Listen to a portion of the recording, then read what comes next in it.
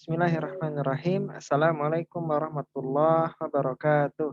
Innal hamdalillah nahmaduhu wa nasta'inuhu wa nastaghfiruh wa na'udzu billahi min sururi anfusina wa min sayyiati a'malina. May yahdihillahu fala mudhillalah wa may yudlilhu fala hadiyalah. Asyhadu an la ilaha illallah wa asyhadu anna Muhammadar Rasulullah. يا أيها الذين آمنوا اتقوا الله حق تقاته ولا تموتن إلا وأنتم مسلمون يا أيها الناس اتقوا ربكم الذي خلقكم من نفس واحدة وخلق منها زوجها وبث منهما رجالا كثيرا ونساء واتقوا الله الذي تساءلون به والأرحام إن الله كان عليكم رقيبا يا أيها الذين آمنوا اتقوا الله وقولوا قولا شديدا يصلح لكم أعمالكم ويغفر لكم ذنوبكم ومن يطع الله ورسوله فقد فاز فوزا عظيما. Allah Subhanahu wa taala juga berfirman, "Wa min ayatihi an khalaqalakum min anfusikum azwaja litaskunu ilaiha wa ja'ala bainakum mawaddatan wa rahmah inna fi dzalika laayatan liqaumin yatafakkarun." Bismillahirrahmanirrahim. Insyaallah teman-teman kita masuk ke materi kelima yaitu hak istri dari suaminya atau kewajiban suami bagi istrinya berarti ya. Teman-teman, mari kita baca firman Allah Subhanahu wa taala. Saya kira mungkin supaya nggak berebutan suara, saya aja sendiri yang baca. Teman-teman boleh mengikuti ya, tapi tidak perlu open mic. Baik, mari kita ngaji sama-sama. Saya mungkin ya. Dimulai dari ta'ud. A'udzu billahi minasyaitonir rajim. Bismillahirrahmanirrahim.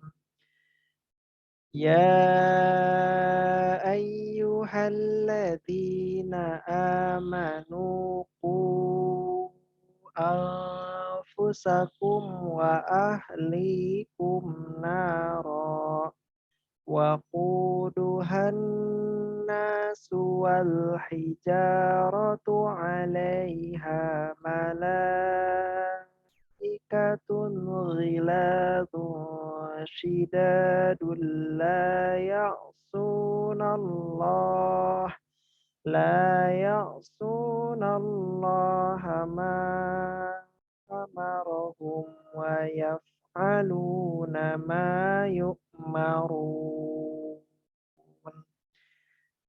Sami'na wa ata'na ghufranaka rabbana wa ilaikal masir. Quran surat At-Tahrim ayat 6 ya, insyaallah kita baca artinya. Hai orang-orang yang beriman, peliharalah dirimu dan keluargamu dari api neraka yang bahan bakarnya adalah manusia dan batu.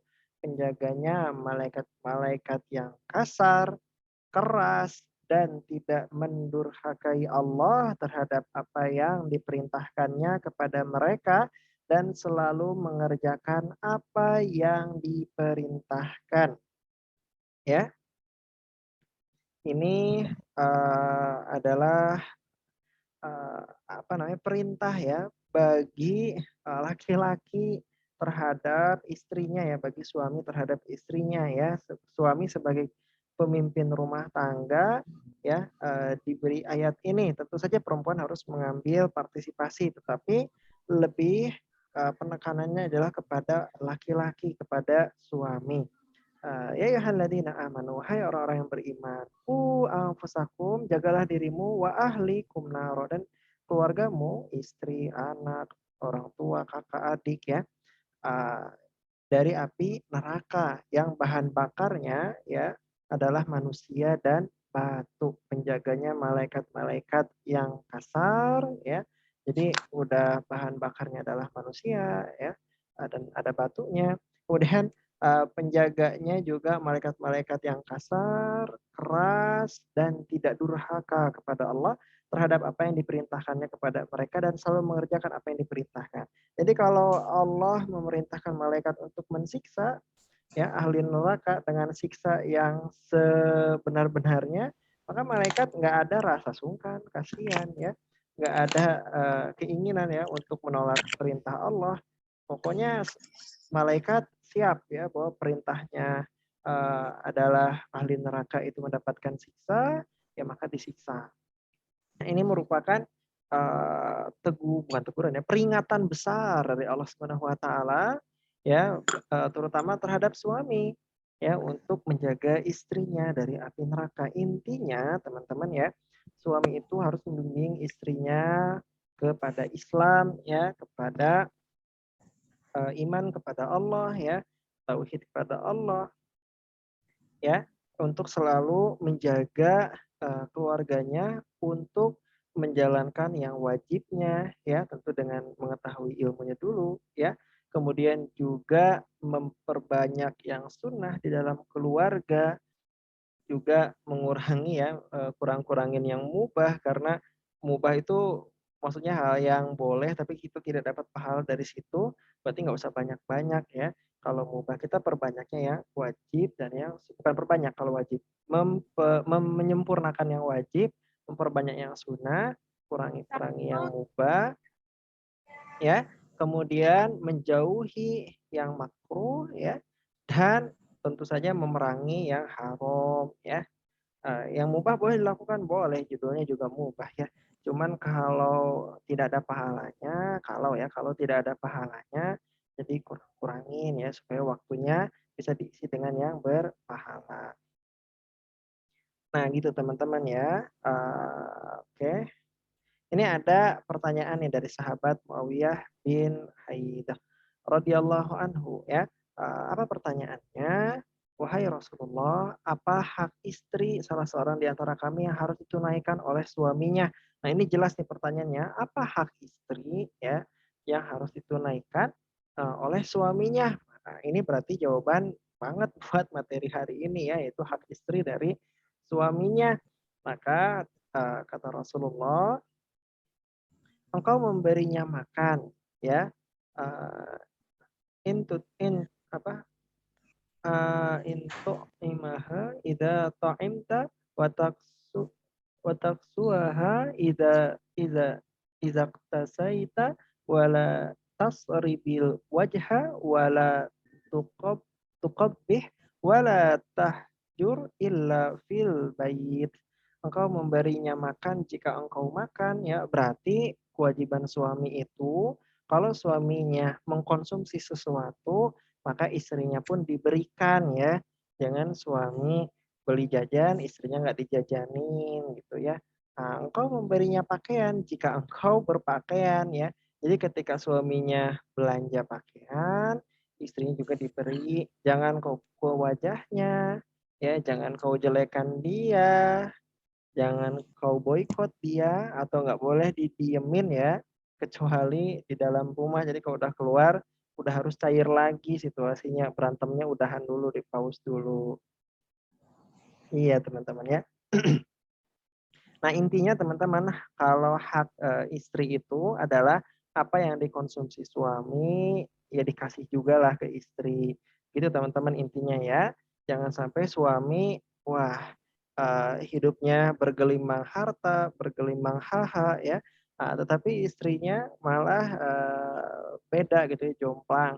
Walaupun kebutuhan dasar istrinya terpenuhi, tapi kalau suaminya ternyata bisa mendapatkan yang sangat cukup ya, sangat banyak bahkan, maka istrinya pun layak untuk mendapatkannya. Nah, termasuk juga berarti jangan sampai istri itu menuntut apa yang suaminya sebenarnya tidak ini ya, tidak mampu ya.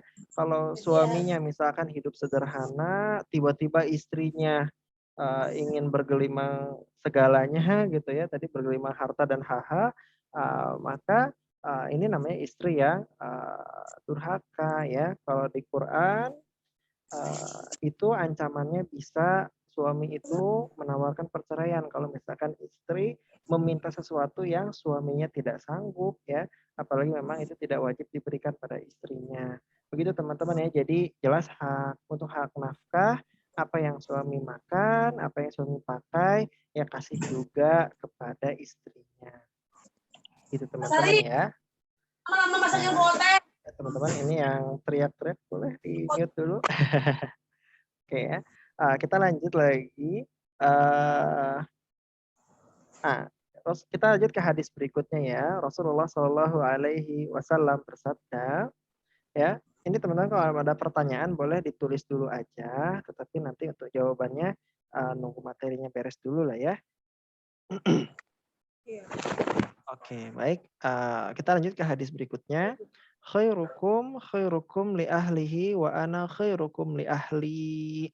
Ya, teman-teman ini kayaknya gampang nih dihafal nih. Yuk kita hafal bareng-bareng. 1, 2, 3. Khairukum, sebaik-baik kalian. Khairukum li ahlihi. Adalah yang paling baik terhadap keluarganya. Wa ana dan aku. Khairukum li ahli. Paling baik terhadap keluargaku. Ini teman-teman malam ini kita bisa nih nambah hafalan satu hadis ya.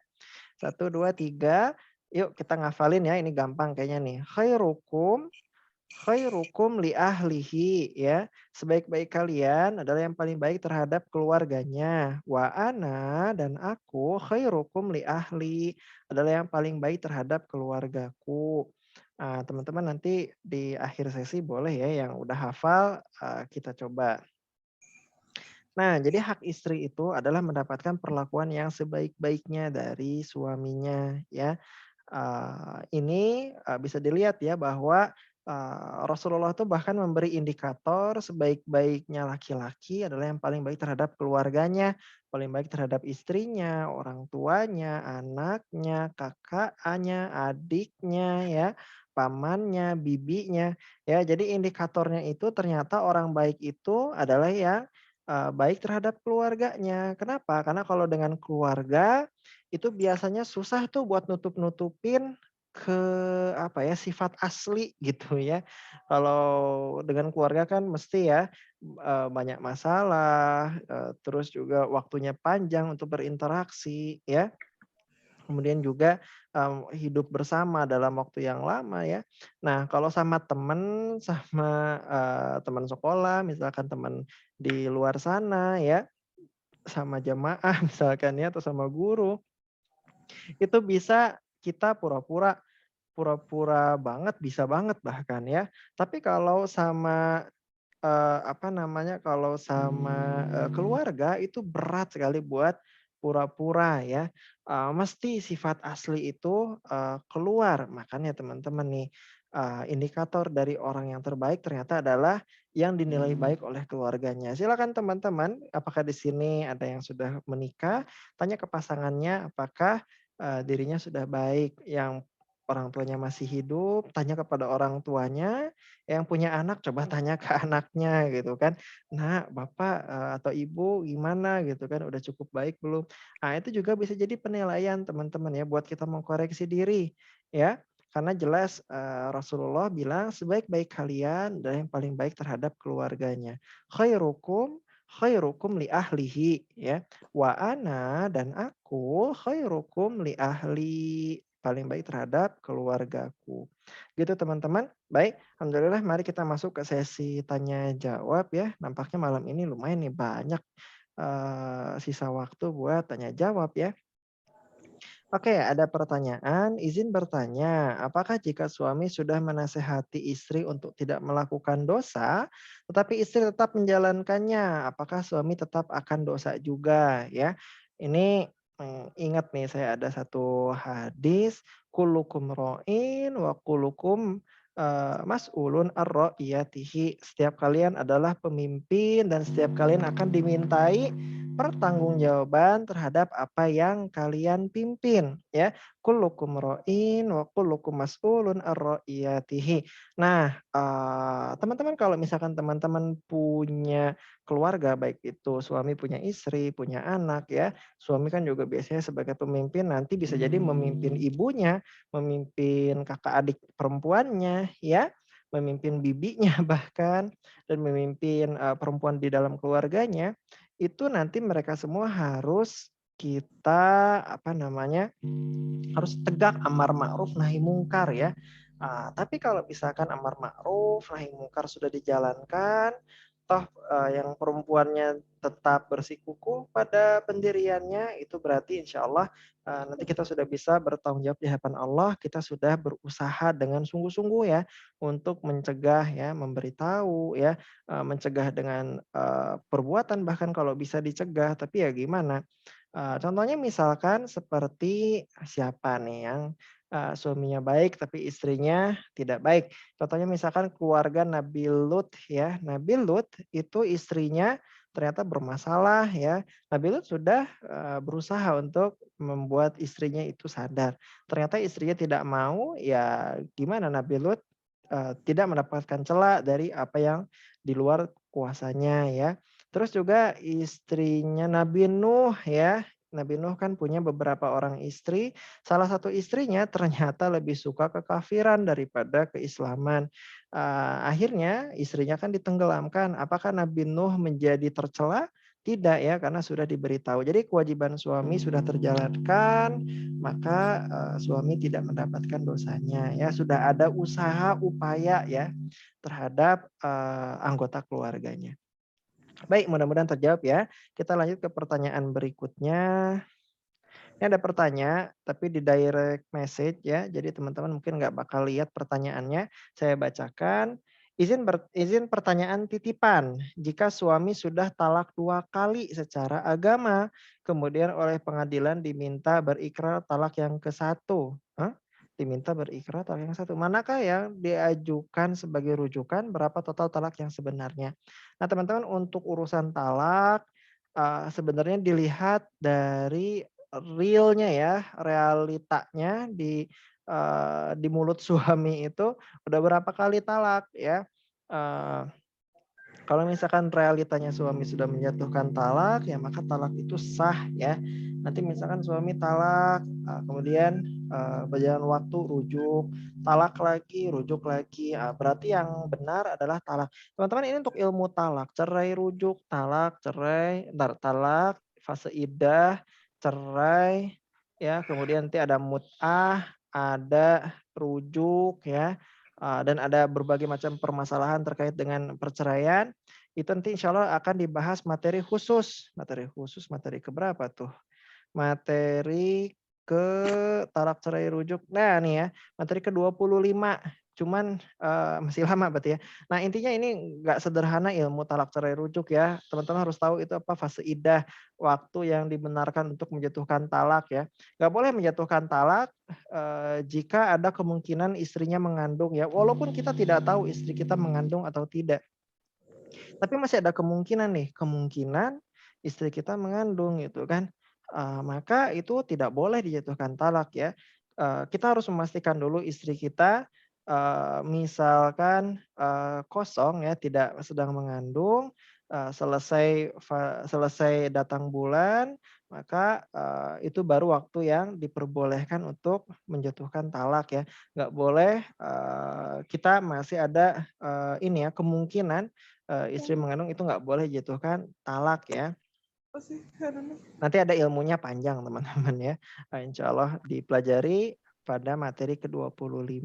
Baik, kita lanjut lagi. Ustadz mau tanya, jadi hak istri berarti satu, dapat bimbingan Islam ya, supaya jauh dari api neraka, betul. Terus memakan apa yang dimakan, memakai apa yang dipakai, ya dan bertempat tinggal ya di tempat suaminya juga tinggal ya. Intinya suami makan apa, pakai apa, tinggal di mana, itu pun hak istrinya ya. Nggak boleh suami misalkan tinggal di real estate, istrinya tinggal di misalkan di rumah-rumahan, nggak boleh ya. Harus di mana suaminya tinggal.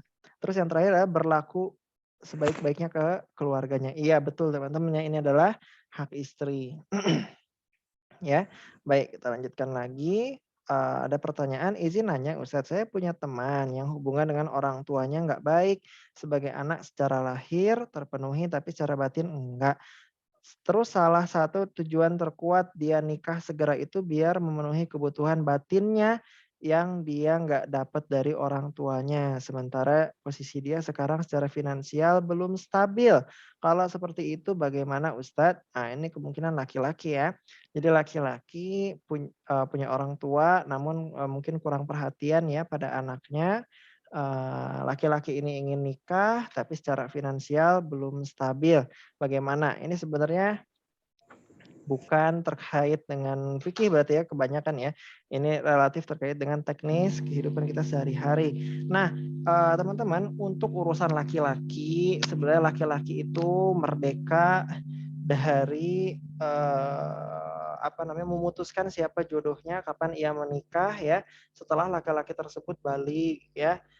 Kalau laki-laki sudah balik itu harusnya menafkahi dirinya sendiri ya, tidak lagi bergantung pada orang tua secara Islam, secara pendidikan Islam, secara kurikulum Islam harusnya demikian. Tapi kan kita tinggal di zaman yang mana usia balik laki-laki itu biasanya masih dalam tanda kutip terkurung di sekolah ya, belum mencari nafkah, belum bekerja ya. Nah, teman-teman kemarin kan sudah saya bahas ya kalau dalam Islam itu dari kutab ya, kutab sekolah dasar itu harusnya langsung kuliah ya. Itu kemarin sudah dibahas ya, mungkin tidak akan saya bahas panjang lagi. Nah, tapi intinya kalau laki-laki tadi ingin segera menikah, bila dirasa sanggup untuk menafkahi dirinya sendiri, menafkahi istrinya, maka silakan ya.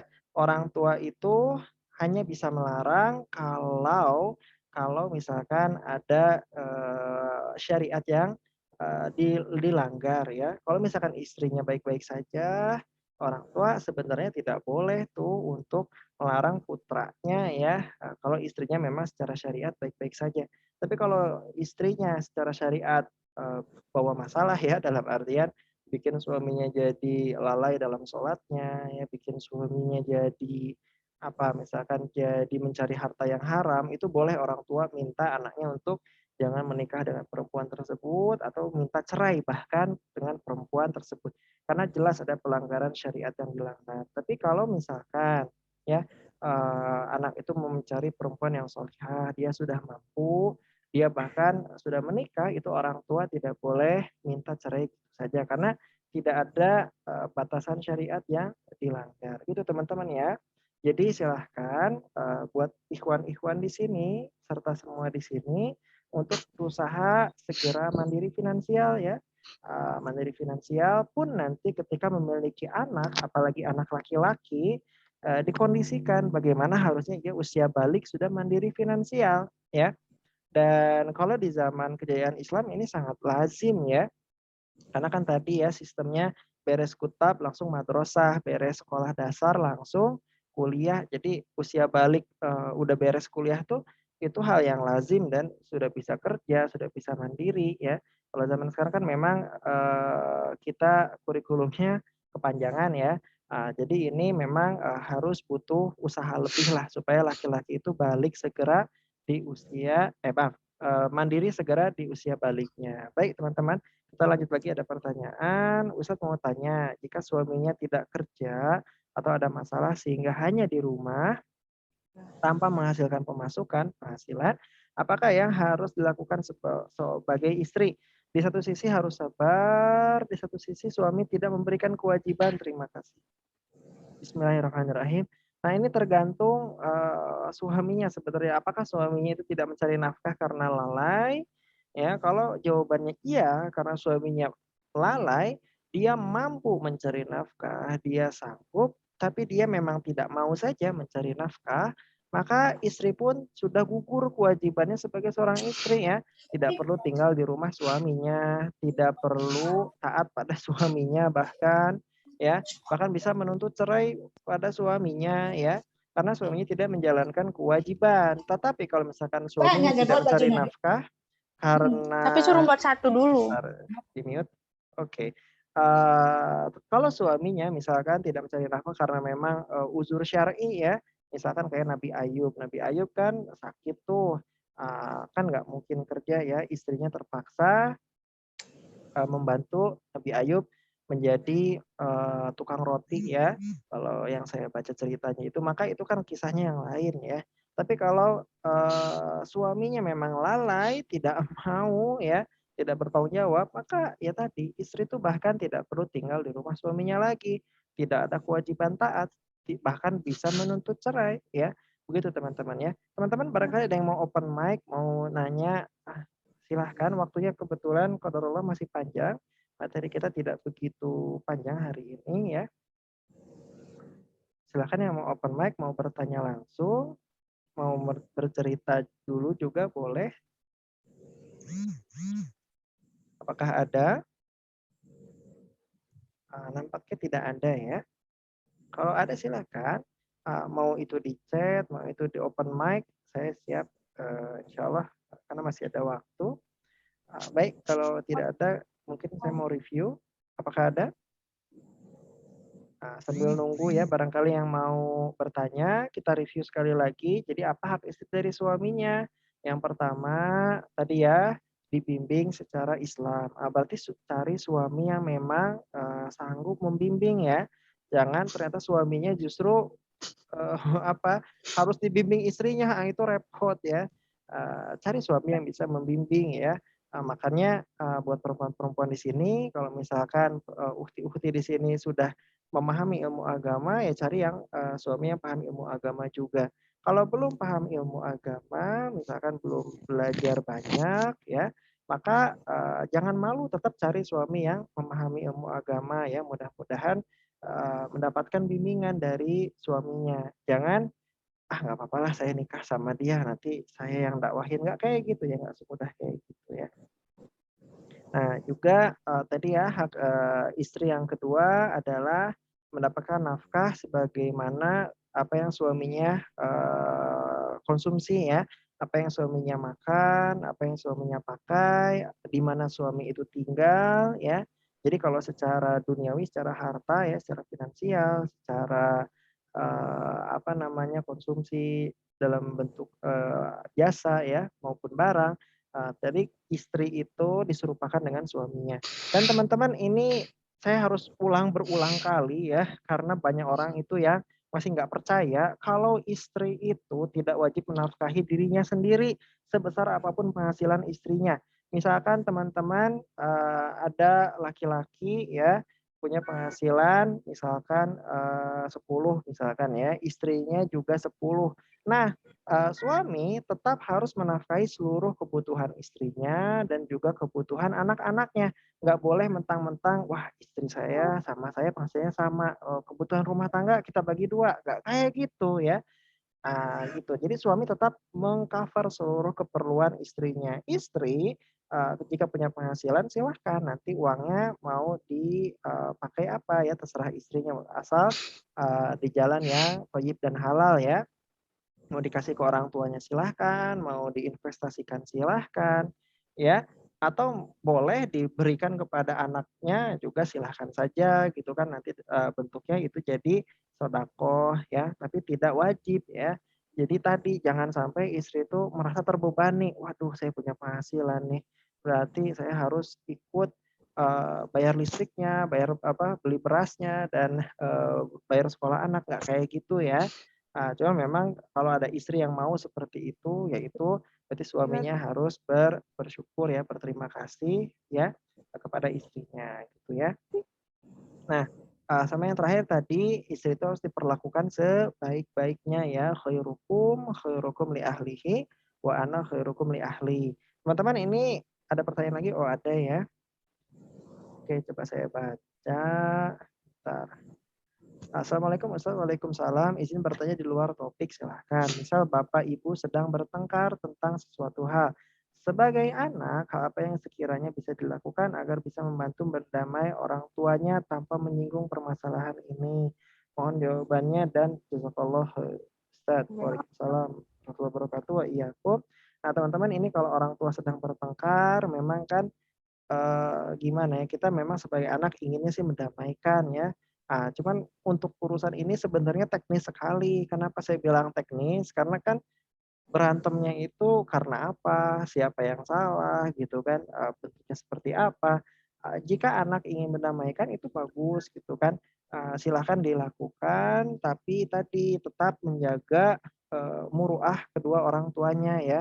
Ibunya tetap dihormati, ayahnya juga apalagi ya tetap dihormati sebagai kepala rumah tangga. Jadi jangan sampai datangnya kita seolah kita memihak ya, aduh kasihan ya. Misalkan, ayah ibu lagi bertengkar, kita mihak ayah, ibu kan pasti sedih ya, atau kita mihak ibu, ayah jadi sedih, itu yang jadi repot teman-teman ya. Teman-teman misalkan kalau dikiranya orang tua bertengkar dan didiemin aja pertengkarannya bakal beres sendiri, mending kita diem deh, takutnya kita salah ngomong gitu ya. Tapi kalau misalkan memang sudah harus kita berusaha mendamaikan, ya syukur. Tapi tadi ya, kalau misalkan, mendamaikan itu teknis banget nih, nggak bisa saya, bilang harus kayak gini, harus kayak gitu. Karena ya tadi ya, teknis gitu kan, itu tergantung situasi kondisi teman-teman, bahkan teman-teman mungkin lebih tahu situasinya. Baik, ini ada pertanyaan berikutnya, Ustadz mau tanya kalau istri pengen tinggal di rumah KPR, tapi suami pengen dikontrakan dulu, gimana Pak Ustadz? Bismillahirrahmanirrahim. Tadi ya, hak istri itu tinggal di tempat, suaminya ya. Jadi suami tinggal di mana, itu istri pun tinggal di situ. Nah, kalau suami misalkan, sanggupnya, dikontrakan, ya istri, tugasnya berarti ikut ya, karena suami kan tidak tinggal di apartemen ya, tapi tinggalnya di kontrakan. Nah, kalau misalkan ingin membeli rumah, ya baru nanti, suami membawa istrinya ke rumah barunya tersebut, jangan ninggalin istrinya di rumah-rumahan gitu kan. Nah, terkait KPR, ini ya, Kaknya itu apa, PR-nya kalau nggak perumahan rakyat. Kaknya kalau nggak salah mungkin kredit kali ya, kredit perumahan rakyat. Nah, teman-teman ini memang agak, bahasanya jadi melebar ke mana-mana nih. Ini terkait dengan kredit, ini hati-hati ya, kenapa? Karena kredit itu biasanya nggak kerasa, dikira murah, padahal riba ya, padahal ya udah mahal, ya riba, ya dosa, ya nggak berkah, jadi repot urusannya ke mana-mana. Kalau saran saya memang kalau, ada uang, daripada buru-buru buat cicil rumah mending buru-buru buat bisnis dulu deh gitu kan. Nanti dengan sendirinya dengan bisnis yang berjalan, penghasilan bertambah baru bisa, segera mengumpulkan uang untuk membeli rumah. Dibandingkan buru-buru beli rumah, nanti takutnya, udah mah riba ya, terus nanti jadinya, berkepanjangan kesusahannya, ya dosa, ya nggak berkah, aduh repot gitu teman-teman ya. Baik. Assalamualaikum Ustaz. Waalaikumsalam warahmatullahi wabarakatuh. Kalau setelah menikah sang istri memutuskan untuk tetap kerja di luar negeri selama 1 tahun, ya Allah, tidak ada solusi lain dan ini yang harus dilakukan. Oh, harus banget ya. Bagaimana Ustaz? Waalaikumsalam warahmatullahi wabarakatuh. Tadi ya, hak istri dan berarti kewajiban istri adalah tinggal di rumah suaminya ya, tinggal di mana suaminya tinggal. Kalau misalkan istri tidak melaksanakan kewajibannya, kalau suaminya ridho, sebenarnya ini dengan kerja di luar negeri aja ini ada fikih-fikih lain yang harus kita bahas ya, ada fikih safar, nanti ada fikih mahram, ada fikih, fikih karirnya di luar dia kerja apa dan seterusnya. Ini sebenarnya agak agak panjang bahasanya, tapi saya sikat, saya fokuskan ke bahasan, terkait dengan pernikahannya dulu. Nah, kalau istri tidak melaksanakan kewajibannya, maka suami pun tidak harus melaksanakan kewajibannya. Istri tidak mau tinggal di rumah suaminya dulu ya. Kalau suaminya mengizinkan ya udah berarti istri pun tidak mendapatkan hak nafkahnya. Misalkan istri ingin tinggal di rumah orang tuanya dulu karena orang tuanya sedang sakit misalkan ya. Maka suami sebenarnya tidak berkewajiban pada saat itu untuk menafkahi istrinya. Toh suaminya juga tidak mendapatkan apa yang harusnya didapat dari seorang istri gitu teman-teman ya. Jadi kalau menurut saya sebenarnya kalau sudah menikah perempuan itu, baiknya memang, ya tinggal di rumah, suaminya ya, jangan melanglang buana lagi karena kasihan suaminya teman-teman ya, apalagi 1 tahun ya. Ya Allah 1 tahun lama banget, sebulan aja, suami istri pisah rasanya menderita ya. Apalagi 1 tahun dan apalagi kita tahu ada, riwayat dari Umar bin Khattab ya, mujahid saja yang sedang berjihad ya, membela agama Allah hidup dan mati ya, berperang di luar sana, setelah 4 bulan tuh nggak boleh lebih dari 4 bulan, harus udah ketemu lagi sama istrinya ya. Menunjukkan bahwa, LDR itu menyakitkan ya, bahkan lagi perang aja harus pulang ya, jangan sampai LDR gitu kan, maksimal 4 bulan gitu. Ya ini apalagi 1 tahun, aduh kasihan banget nih, takut-takutnya nanti rumah tangganya tidak bertahan ya, takut-takutnya, rumah tangganya nanti malah, ber ya rusak gitu kan. Jadi ini sangat Mas. tidak ideal sekali. Oh, Baik, kita lanjutkan. Ini kenapa makin banyak ini chatnya? Masya Allah, teman-teman. Saya jawab ya, insya Allah. Bismillahirrahmanirrahim. Oke, kita lanjut. Bentar, tadi sampai mana? Suaminya tidak kerja, ini udah. Nah ini sekarang yang ini. Izin bertanya Ustadz, setelah dipaparkan ada hak-hak dan kewajiban suami dan juga istri. Bagaimana jika dengan berbagai permasalahan yang kompleks, faktor-faktor kehidupan yang ada dan sebagainya, suami istri saling ridho untuk tidak menunaikan salah satu dari hak dan kewajiban masing-masing. Contohnya, saya pernah dengar cerita di mana yang istri ridho menafkahi suami karena suami harus full menjaga dan merawat ibunya yang sakit, yang memang hanya bisa diasuh oleh suaminya itu. Sehingga suami tidak bisa bekerja, jadinya yang bekerja sang istri. Bagaimana hukumnya Ustadz? Nah teman-teman, namanya hak ya, hak itu adalah sesuatu yang layak, yang hak itu suatu hal yang harusnya didapat dari pihak tersebut. Kalau misalkan suami atau istri ridho tidak mendapatkan haknya, itu tidak apa-apa ya.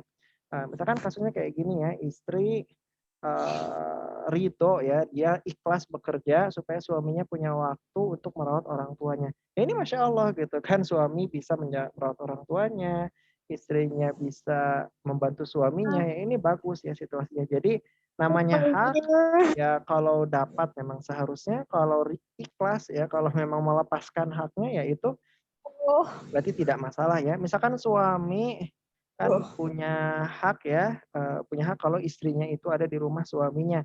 Ketika istrinya tidak ada di rumah suaminya, suaminya ridho ya nggak apa-apa, berarti istrinya tidak berdosa ya. Bahkan suaminya ridho menafkahi istrinya yang di luar rumah ya itu berarti ya nggak apa-apa gitu kan, namanya juga hak ya. Eh, Harusnya didapat, tapi kalau nggak didapat pun ya nggak apa-apa gitu kan, asal ridho. Jadi mudah-mudahan terjawab ya. Oke, kita lanjut lagi. Ustaz tadi disebutkan memilih pasangan yang dapat membimbing istri jika ada calon yang kriterianya hanif dalam masih proses belajar agama. Lebih baik ditolak atau kita menurunkan kriteria. Kriterianya hanif dalam masih proses. Gimana maksudnya ini? Ustaz tadi disebutkan memilih pasangan yang dapat membimbing istri. Oke. Jika ada calon yang kriterianya hanif dalam masih proses belajar agama, lebih baik ditolak atau kita menurunkan kriteria. Teman-teman, tadi ya kalau misalkan teman-teman bisa mendapatkan jodoh yang agamanya baik ya, lebih baik cari yang agamanya sudah jelas-jelas baik ya, apalagi sudah hijrahnya sudah lama ya, sudah teruji dengan waktu ya. Itu lebih baik teman-teman ya daripada cari yang sama-sama masih belajar. Masalahnya beneran nih belajar terus teruji dengan waktu enggak kan, kadang ya baru sebentar ternyata hijrahnya nggak tuntas ya, balik lagi malah bakal ke yang negatif-negatif, itu kan jadi riskan ya. Kalau bisa dapat yang lebih baik kenapa enggak ya. Tapi kalau memang ini yang sudah yang terbaik ya, setelah diikhtiarkan berusaha ya adanya segini ya itu apa boleh buat gitu kan. Tapi kalau bisa yang baik banget ya kenapa enggak. Gitu teman-teman ya. Oke, ini ada pertanyaan lagi. Ini direct message ya, jadi teman-teman tidak baca. Ustadz, apakah ada nasihat yang bisa diberikan kepada ikhwan yang sudah berniat menikah ya, sudah tahu bahwa dia berkewajiban membimbing keluarganya, tapi diajak ikut kelas pernikah tidak mau. Masya Allah. Jadi dia nggak mau ikut kelas ini ya. Diajak belajar agama, diminta untuk mulai ngaji, dia mengaku malas dan tidak berminat. Aduh, ini bermasalah nih Ustadz, apakah ada nasihat yang diberikan kepada ikhwan yang berniat nikah tapi tidak ya. Jadi ikhwan mau nikahnya doang tapi nggak mau belajar ilmu nikahnya gitu ya. Ini gimana nasihatnya? Gini teman-teman ya, sebagai suami dalam keluarga, dalam suami istri tentu ada hukum-hukum Allah yang harus ditegakkan ya, kewajibannya, haknya, menyelesaikan masalahnya. nanti di dalamnya juga ada ilmu waris lah, ilmu manajemen, keuangan, ilmu segala macamnya. Wah banyak teman-teman ya. Ilmu pernikahan tuh yang saya kasih di materi sekarang ini ilmu ilmu dasarnya banget ya, ilmu singkat-singkatnya banget ya. Bisa dipahami dalam Zoom 1 jam gitu kan. Kalau mau dipelajari lebih dalam lagi wah banyak banget gitu kan. Dan gini buat ikhwan, bahwa ikhwan itu sebagai kepala keluarga, sekalinya keluarga itu melakukan kesalahan ya, dan suaminya lalai, lalai dari mencari ilmunya, lalai dari menegakkan syariatnya, niscaya dosa istri dan suami tadi ditanggung oleh suaminya. Jadi, kalau istri berdosa satu, suami dosa satu. Yang dosa nanti istri satu, suami dua. Kenapa? Karena suami nanggung dosa sendiri dan istrinya, nanti istrinya menanggung dosa diri sendiri gitu kan. Apalagi nanti kalau udah punya anak ya, nanti suami pun menanggung dosa anak-anaknya juga. Waduh repot ya. Jadi sebagai laki-laki sebenarnya harusnya yang terdepan nih dalam belajar ya. Karena nanti kalau anggota keluarganya berdosa, nanti dia menanggung juga kalau lalai dari ilmunya, lalai dari menegakkannya ya. Ini yang bermasalah dan kalau ada ikhwan yang kayak gini baiknya tidak ini ya, jangan jadi pilihan untuk nikah ya. Aduh, Kenapa? kategori Kar gak tuh? entar ini gimana? Ya jadi kalau ada ikhwan yang malas belajar ya, mungkin, jangan jadi, pilihan ya dalam menikah ya, karena ya tadi ya, dia udah malas buat belajar apalagi mengamalkannya. Padahal teman-teman ya, Quran itu kan satu harus dibaca. Lebih baik lagi dihafalkan, lebih baik lagi dipahami, lebih baik lagi diamalkan ya. Jadi dalam ilmu pernikahan juga sama ya, harus dibaca, syukur-syukur hafal, syukur-syukur selain hafal juga paham persis, dan harus diamalkan ya. Ini kalau baca aja nggak mau, aduh gimana untuk menghafal, gimana untuk memahami, gimana untuk mengamalkan, wah nanti ini jadi repot ya, gitu teman-teman. Nanti banyak yang ditabrak dalam ilmu syariatnya. Oke kita lanjut lagi. Assalamualaikum. Waalaikumsalam warahmatullahi wabarakatuh. Mau tanya satu, bagaimana membangun kemandirian finansial untuk pasangan yang baru nikah dan bagaimana mengatur keuangan agar ke depan pernikahan semakin harmonis mengingat seringnya faktor ekonomi menjadi pemicu pertengkaran. Beri contoh Ustadz, rumah tangga siapa yang bisa kita jadikan teladan dalam keharmonisan untuk zaman sekarang biar kita bisa contoh secara detail bagaimana teknis membina rumah tangga yang harmonis. Oke, dalam bidang agama, spiritual, finansial, mental, dan lain-lain. Ini ada pertanyaan 2. Kalau perempuan sebelum menikah memilih laki-laki yang oke finansialnya, apakah boleh? Apa itu dibilang matre? Baik, teman-teman ya. Yang pertama, jadi, ini ya, cara membangun kemandirian finansial. Pertama, dalam membangun kemandirian finansial, teman-teman ketika memiliki penghasilan, itu harus dipikirkan bagaimana caranya untuk, nanti menambah penghasilan yang berikutnya gitu ya. Jangan sampai baru ada penghasilan sedikit, langsung mikirnya hal-hal yang, tidak menambah penghasilan ya. Maaf ya, seperti sebenarnya membeli rumah di awal pernikahan itu sebenarnya, menurut saya pribadi itu adalah hal yang keliru ya. Membeli rumah di awal itu adalah hal yang keliru. Kenapa? Karena uang untuk membeli rumah sebenarnya lebih baik dipakai untuk bisnis ya. Kalau bisa ngontrak dulu ya ngontrak dulu aja. Lebih baik kita punya bisnis tapi tidak punya rumah daripada kita punya rumah tapi nggak punya bisnis. Mending kalau rumahnya langsung lunas. Kalau rumahnya nyicil gimana? Cicilannya riba gimana? Kan repot ya. Jadi tadi ya, ketika kita punya penghasilan, kita berusaha untuk melebarkan penghasilan kita dulu gitu kan. Itu tips untuk kemandirian finansial, pasangan yang baru nikah teman-teman ya. Dan enak teman-teman loh kalau bisa punya bisnis tuh, apalagi bisnisnya sukses ya. Jadi nanti bayar kontrakan itu sudah ringan. Kenapa? Karena ada bisnis yang berjalan ya. Ada bisnis yang berjalan, akhirnya bayar kontrakan jadi ringan, lambat laun nanti tabungan jadi semakin banyak, bisnis semakin besar, nanti dengan sendirinya mudah untuk membeli tempat tinggal ya, mudah untuk membeli kendaraan ya, mudah untuk lain sebagainya. Teman-teman ini di sini saya di Kediri ya, kenal ustadz namanya tuh Ustadz Nonot ya. Ustadz Nonot di Kediri sini, dia aktivis dakwah teman-teman. Dia dulu itu mulai bisnisnya, dia kan anak tentara ya, jadi secara perekonomian biasa banget gitu kan. Anak tentara, ibunya rumah tangga, ya udah kebayang ya, bapaknya tentara, ibunya ibu rumah tangga, berarti kan, secara finansial biasa. Nah dia sebagai anak, akhirnya besar ya dengan keterbatasan finansial, dia mencoba bisnis ya, bisnisnya apa, dulu tuh katanya bisnisnya jualan es dawet ya, mulai dari 1 gerobak, 2 gerobak, sampai 7 gerobak, punya 7 gerobak, ternyata bangkrut, ganti lagi bisnis yang lain, cari-cari-cari, ternyata bangkrut, sampai, nanti dia menemukan satu celah yang ternyata dia ahli di situ dan besar di situ. Dia ternyata bisnis, ini, Cipta Ternak Sehat nama perusahaannya tuh, Cipta Ternak Sehat nama perusahaannya, bisnis itu obat-obatan ternak ya. Awalnya dia punya omset 40 juta, kemudian omsetnya jadi gimana caranya jadi besar ya, dulu tuh katanya, tahun 2017 penghasilannya masih, 40 juta ya, kemudian gimana caranya tiap tahun naik 2 kali lipat. Nah, alhamdulillah sekarang omsetnya itu udah sampai ke angka, berapa ya, 20 miliar kalau nggak salah. Dengan 20 miliar setahun itu berarti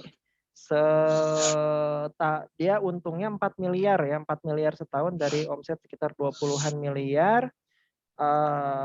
Dan, berarti penghasilan per bulannya kan kurang lebih 400 juta ya, iya benar, kurang lebih penghasilan per bulannya 400 juta dari bisnis ya, ya tadi gitu kan menggeluti bisnis ya. Awalnya sederhana ya, mulai dari gerobak es dawet ya, dan ternyata dia gagal cari bisnis yang lain, dia jatuh bangun, lama-lama berhasil dengan cara tadi ya, memang dia serius di dunia bisnisnya dan tidak membeli apa yang tidak perlu dibeli, apalagi memaksakan diri ya, hal-hal konsumtif itu nanti bermasalah. Itu teman-teman ya, mudah-mudahan ini jadi inspirasi bahwa, oh Masya Allah ya, ada uang, kalau bisa untuk bisnis maka dahulukan bisnis ya. Jangan dahulukan konsumtif ya, kayak rumah, kayak misalkan mobil, kalau itu sebenarnya relatif konsumtif ya. Kenapa? Karena tidak menghasilkan uang berikutnya gitu teman-teman ya. Doakan mudah-mudahan kita semua ya bisa mengikuti contohnya kayak Pak Nono tadi gitu kan ya, dimulai dari bisnis yang sederhana ya, 1 gerobak es dawet, 2 gerobak es dawet, 7 gerobak es dawet, tiba-tiba punya penghasilan 400 juta per tahun ya, itu udah penghasilan bersih ya, berarti seharinya kurang lebih penghasilan bersihnya 15 juta rupiah teman-teman ya. Saya juga pas dengar ceritanya Masya Allah gitu kan, dan yang saya senang dia orang soleh gitu kan, jadi, hampir tiap hari itu bagi-bagi sembako ke sekampung gitu kan. Aduh Masya Allah pokoknya seneng lah kalau orang soleh udah, penghasilannya besar tuh. Insya Allah soalnya hartanya dipakai buat hal-hal yang, bermanfaat ya, tidak dipakai buat foya-foya bergelimang haha. Oke kita lanjut, kalau perempuan sebelum menikah memilih laki-laki yang oke finansialnya, apakah dibilang matre? Tidak ya teman-teman ya, sebagai perempuan sangat boleh, bahkan mungkin, sangat apa ya, sangat, jadi pertimbangan untuk mencari laki-laki yang mampu secara finansial. Apakah itu matre? Ya kalau matre emang kenapa gitu, apa salahnya matre? Nggak apa-apa teman-teman ya, sebagai perempuan, mencari laki-laki yang finansialnya baik itu boleh banget, bukan boleh, bahkan kalau bisa kenapa enggak gitu kan. Cuman memang teman-teman dalam menikah itu, nanti dilihat situasi teman-teman secara individu ya. Nanti pada akhirnya, menikahlah dengan yang sekufu kalau misalkan situasi, tidak memungkinkan. Sekufu itu setara teman-teman ya. Kalau misalkan perempuannya, finansialnya, apa ya, UMR misalkan ya, kalau dapat calon suami yang bisa berlipat-lipat UMR ya syukur, tapi kalau misalkan, karena lingkungannya terbatas, suaminya UMR juga ya apa boleh buat gitu kan. Itu teman-teman ya, nanti pada akhirnya kalau ingin mudah menikah, setidaknya sekufu deh gitu kan, setidaknya setara ya. Kalau bisa lebih ya syukur kenapa enggak. Apa dibilang matre, ya kalaupun matre kenapa, toh mahar saja itu, tanda dari Allah kalau laki-laki itu harus mampu ya, dan mahar tuh teman-teman ini beneran jangan dikira mahar tuh seperangkat alat sholat doang ya. Zaman Rasulullah tuh mahar tuh perkebunan kurma ya, unta 200 ya. Kemudian minimal rumah deh dan seisinya gitu kan. Ini zaman Rasulullah aja mahar tuh sangat dihargai. Kenapa kita sekarang mahar tuh cuman seperangkat alat sholat, sejadah, mukena doang gitu kan. Ini kan kayak apa ya, kayak nggak niat gitu, mahar tuh kayak cuman, pelengkap, padahal dalam syariat mahar tuh ada maknanya. Nanti insya Allah kita bahas lebih dalam di materi terkait dengan mahar ya, bahwa mahar tuh dalam Islam ada maharnya ya, ada harganya ya, ada tujuannya ya. Kayak misalkan dulu zaman Rasulullah ada seorang istri yang kesel sama suaminya, nggak betah, pingin cerai, kata Rasulullah apa? Kembalikan maharnya. Apa maharnya dulu? Kata istrinya maharnya perkebunan kurma gitu. Jadi kebun kurma yang luas itu kalau istrinya benar-benar pingin cerai itu harus dikembalikan maharnya kebun kurma itu. Kata istrinya ya emang udah nggak betah, nggak apa-apa deh ini kebun kurma saya kembalikan. Akhirnya beneran kebun kurmanya dikembalikan. Itu kan teman-teman buat cerai sampai bisa mengembalikan kebun kurma itu kan mikir-mikir ya. Aduh ini kebun kurma nih gede banget sayang nih kalau dikembaliin. Ini kalau zaman kayak gini mahar cuma seperangkat alat sholat. Ini ya tinggal dibalikin aja seperangkat alat sholat gitu kan. Kayak mudah banget gitu nanti kalau perempuan untuk cerai di pengadilan gitu kan. Diminta dikembalikan maharnya. Nih maharnya nih sejadah sama mukena. Udah aja gitu kan nggak seru banget gitu kan. Gitu teman-teman. Jadi mahar tuh ada tujuannya ya. Insya Allah kita bahas lebih rinci. Ini teman-teman ada pertanyaan, Afwan Ustadz tolong di-share PDF-nya karena saya baru masuk dan ketinggalan materi. Oke, saya bagikan ya PDF-nya. Baik teman-teman, apakah ada yang mau open mic atau ada yang mau tanya lagi? Kalau tidak ada ya kita cukupkan karena sudah mau sejam juga.